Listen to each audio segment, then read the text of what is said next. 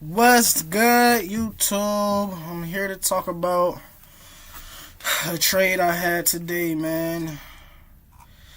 How I make supply and demand easy for me, the Doyle way. Before I get started and teach y'all or show y'all this example, I want to show y'all, uh, you know, some other stuff as well. But make sure y'all like, comment, and subscribe. Again, don't mind this webcam. I gotta go buy a web camera. I'll be busy, boy. I really don't even too much care if y'all see my face on this. Y'all need to be paying attention to the charts anyway. That part. But anyways, so today I took a NAS sale. Took a NAS short. NAS was very bearish, in my opinion. So that's what it was. You feel me? So first things first. I always look at higher time frame confluence. Even though I trade on the 5 minute, I still look at higher time frame for confluence. Just off the simple fact that it's more powerful.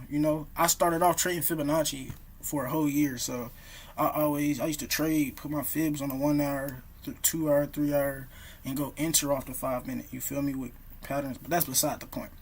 So I just naturally look at higher time frame for confluence. I seen the market structure was going downtrend. I even drew a trend line. Any red line you see is higher time frame. Any black line is lower time frame stuff. So if you see any red on my charts, that's what it is. It's a higher time frame. So I seen a trend line on a higher time frame. You feel me? 1, 2. If you don't know this about trend lines, if you get a third touch, it's the most strongest touch every time. Just a hidden gem. If you didn't know, now you know.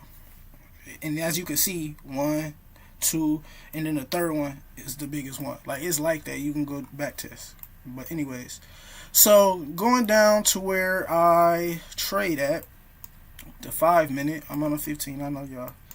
I seen it. Okay, so I seen that the 15 EMA was above. It broke through it. And I knew that it was going to test this trend line again on a lower time frame before it eventually dropped. Now, I got out before this big wick, thank God, because I would have got stopped out and probably wouldn't have had enough time to get back in. So me sticking to my trading rules and not being greedy, taking what the market gave me before work, really allowed me to not get stopped out. But anyway, the 200 EMA is real powerful on all time frames. I take a look at those as well as market structure. See when it's crossing, how long ago did it cross? Is it going to come back and bounce off of that as well? So I seen a supply zone up here, okay, and I took it. At the end of the day, you gotta shoot your trigger, so pull your trigger. So this is what I seen on my actual entry and stuff like that. I waited patiently. It was between this setup and the GJ setup. The setup with GJ ended up not holding, and I'm so happy I went with this one instead. It was just too much aligning.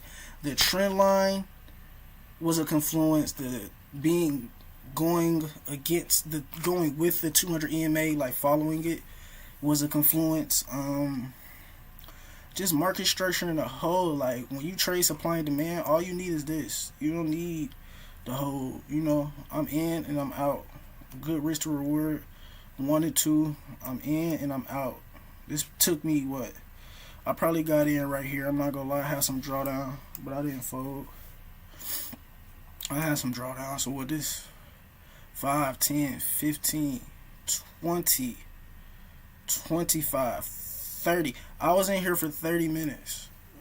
I made me some good money in 30 minutes before I went to work, y'all. But the main reasons I went into this trade very confident was because of, one, it had it broke structure with this lower high it went down and broke this structure right here as well.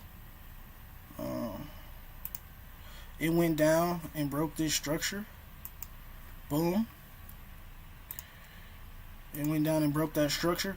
So I knew when it came back and was going to tap these EMAs, the 3, the 5, and the 15, I knew that it was going to come back down.